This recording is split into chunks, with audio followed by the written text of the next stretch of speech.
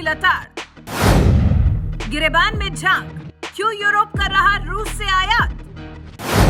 अब भारत पर उंगली उठाने वालों को सीधे लगती है फटकार।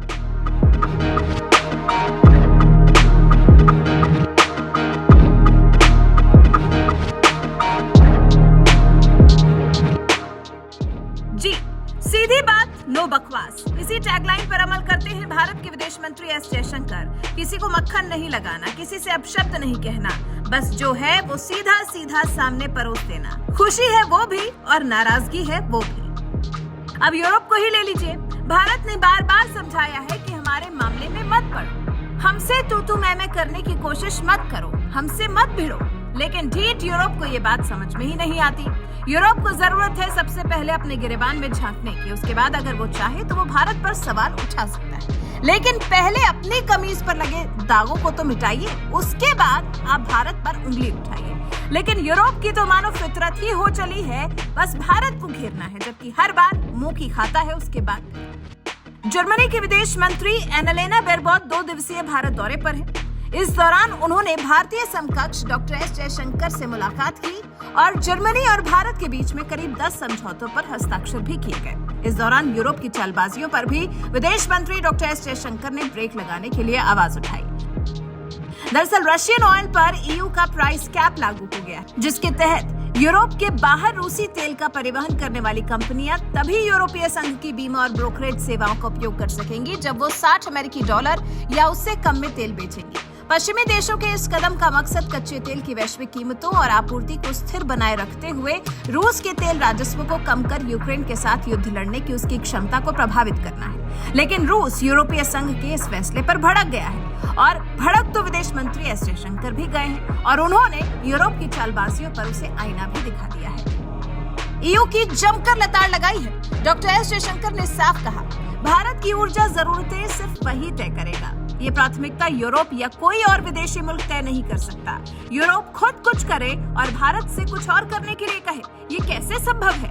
रूस से जितना 10 देश मिलकर तेल, गैस और कोयला आयात करते हैं, यूरोप ने उससे ज्यादा इंपोर्ट किया है। फरवरी से नवंबर के बीच में यूरोपीय यूनियन ने ऐसा किया है। यूरोप भारत की जरूरतों को तय नहीं कर सकता। वो ये भी नहीं बता सकता कि भारत क्या कहां से खरीदेगा।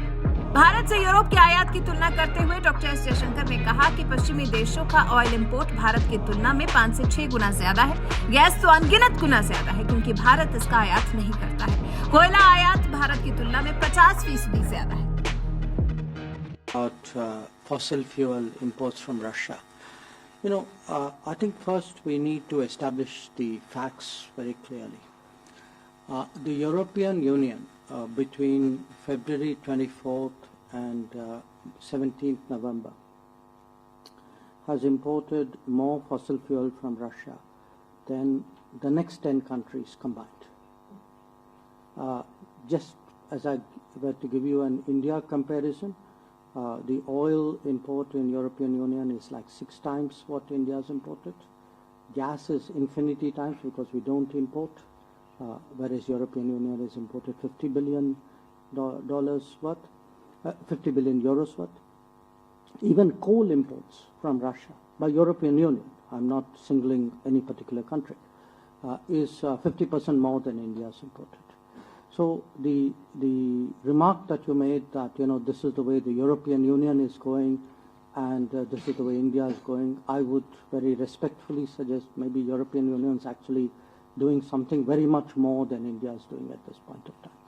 Having said that, look, I think we need to have an understanding among governments and frankly even within the media. There is a finite amount of energy resources available in the world. I understand there is a conflict situation.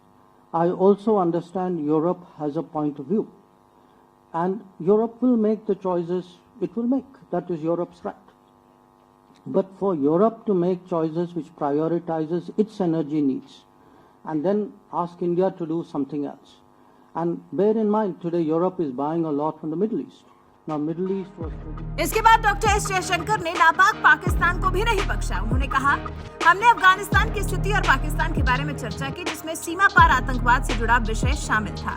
Pakistan और अफगानिस्तान में पनप रहे आतंकवाद के खिलाफ दोनों देश सख्ती से निपटेंगे।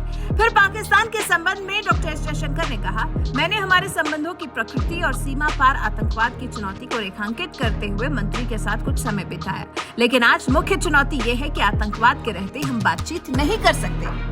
डॉक्टर एस जयशंकर ने पहले भी और अब भी यूरोपीय यूनियन और पाकिस्तान को काफी आसान भाषा में समझा दिया है कि भारत के मामलों में मत पड़ो, अपना अपना देखो। भारत पर कीचड़ उछालने से पहले, भारत के बारे में बात करने से पहले अपने बारे में बात करो, अपने गिरेबान में झांको। तो कुछ इसी अंदाज में विदेश मंत्री डॉक्टर एस जयशंकर ने यूरोपीय यूनियन को आईना दिखाया है और साथ ही एहसास भी करा दिया है कि ईयू चाहे कुछ भी कहे, लेकिन भारत रूस से तेल खरीदना जारी रखेगा। साथ ही जब तक पाकिस्तान आतंकवाद पर लगाम नहीं लगाता, तब तक भारत से बातचीत के सिर्फ ख्याली पुलाव ही वो पका सकता है, इसके अलावा कुछ नहीं। वैसे आप डॉक्टर एस जयशंकर के इस अंदाज को लेकर क्या कुछ कहना चाहेंगे? कमेंट कर हमें जरूर बताएं।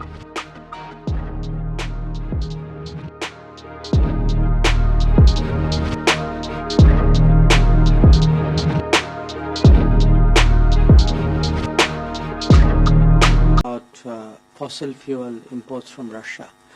I think first we need to establish the facts very clearly. The European Union between February 24th and 17th November has imported more fossil fuel from Russia than the next 10 countries combined. Just as I were to give you an India comparison, the oil import in European Union is like 6 times what India has imported. Gas is infinity times because we don't import, whereas European Union has imported $50 billion worth, 50 billion euros worth. Even coal imports from Russia by European Union, I'm not singling any particular country, is 50% more than India has imported. So the remark that you made that this is the way the European Union is going and this is the way India is going, I would very respectfully suggest maybe European Union is actually doing something very much more than India is doing at this point of time. Having said that, look, I think we need to have an understanding among governments and frankly even within the media. There is a finite amount of energy resources available in the world. I understand there is a conflict situation. I also understand Europe has a point of view. And Europe will make the choices it will make. That is Europe's right. But for Europe to make choices which prioritizes its energy needs and then ask India to do something else. And bear in mind, today Europe is buying a lot from the Middle East. Now, Middle East was traditionally